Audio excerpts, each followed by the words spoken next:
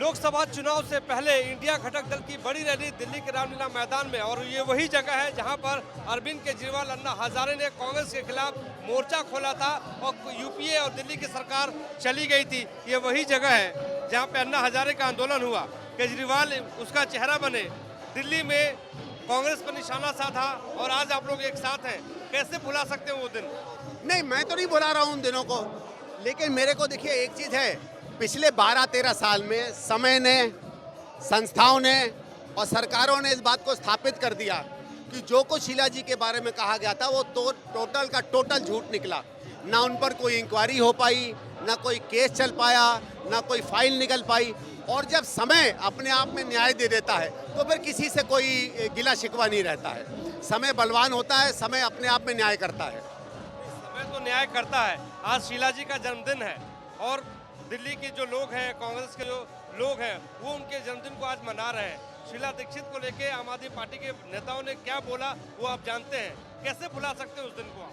नहीं, देखिए हमारा ये है कि हम, वो एक अलग बात है, वो द्वेष हो सकता है, मन में एक खलक हो सकती है, उसका जब समय आएगा। हम तो हमेशा से पूछते हैं कि शीला जी के बारे में आपने कुछ कहा, उससे सिद्ध करने की कोशिश करो। लेकिन ये सवाल आपको उनसे पूछना चाहिए जिन्होंने हम पर आरोप लगाया। हम पर आरोप कोई सिद्ध नहीं कर पाया। समय ने, संस्थाओं ने इस बात को सिद्ध कर दिया कि वो बिल्कुल पाक निकली। आज दिल्ली में जो सामान्य दिल्ली को जानता है, उनके मन में एक सम्मानित छवि है उस नेता की, तो उसमें हम पढ़ेंगे ही नहीं। जो आदमी जिसका नाम सुनहरे अक्षरों में इतिहास में दर्ज हो गया है, उसको हम और आप क्या कर सकते हैं। हम आज कुछ और मुद्दों पे, आज के ज्वलंत राजनीतिक मुद्दों पे और नरेंद्र मोदी की सरकार को बदलने के लिए जिन मुद्दों के लिए साथ में आए हैं, उसमें सब में एका है। हम उस पर भी बात करेंगे। संदीप भाई, आपके नाम पे भी लोगों ने कहा कि बसें चलती हैं, संदीप दीक्षित के नाम पे सैकड़ों बसें चलती हैं। क्या वो बसें चलती हैं? किराया आ रहा है कि नहीं? वही मैं कह रहा हूँ ना, आप पूछ लो ना भाई, आपके आसपास वो लोग हैं जो दिल्ली सरकार चला रहे हैं, उनसे पूछ लो किन की बसें हैं, किन के मीटर हैं। मैं तो बार बार कहता हूँ कि आप, ऐसा है, मैंने तो एक पत्र भी लिखा है एलजी साहब को कि भैया बार बार लोग कहते हैं कि ये चीज़ें मेरी हैं, आप सब पे इंक्वायरी करा लो, और अगर मेरी निकले तो राष्ट्रीयकृत कर देना, उसमें आप ऑर्फनेज खोल देना। आज तक तो कोई इंक्वायरी कर नहीं पाया। कोई बस मिली कि नहीं आपको अभी तक? अभी तक तो मिली नहीं। अगर मेरी होती तो आज मैं उसी में आ जाता। तो मैं तो उस हर दिल्ली वासी से भी कहता हूँ, ऑटो वाले से, हर पार्टी के कार्यकर्ता से, मेरा कुछ मिल जाए तो यार इतनी दया करो कि मुझे भी बता दो मेरा क्या क्या है दिल्ली में। मैं तो खबरों में ही सुनता रहता हूँ। तो संदीप भाई, आपको देखता हूँ कि झोला उठा के आप हमेशा चलते हैं और आज भी वही झोला लेके आज चल रहे हैं। लेकिन सवाल अब ये है कि मैं देख पा रहा हूँ कि मंच पर, जो मंच है आपका, बीच मंच में केजरीवाल के सलाखों वाली फोटो लगाई गई है। इंडिया अलायंस में कभी किसी नेता को प्रमोट नहीं किया जाता है। नहीं, देखिए ऐसा है, मेरा भी ये है कि ये इंडिया अलायंस की मीटिंग है, किसी व्यक्ति या किसी एक पॉलिटिकल पार्टी की मीटिंग नहीं है। और इंडिया अलायंस मुद्दों पे साथ आया है, सिर्फ किसी व्यक्ति विशेष या किसी पार्टी के लिए साथ में नहीं आया। ये इंडिया अलायंस के मुद्दों की मीटिंग है। जो मैदान है ऐतिहासिक है, तमाम आंदोलन हुए, जय जवान जय किसान का नारा दिया गया। दिनकर जय जवान जय किसान का नारा यही दिया शास्त्री जी ने, दिनकर ने भी यहीं से बहुत बड़ी रैली की थी।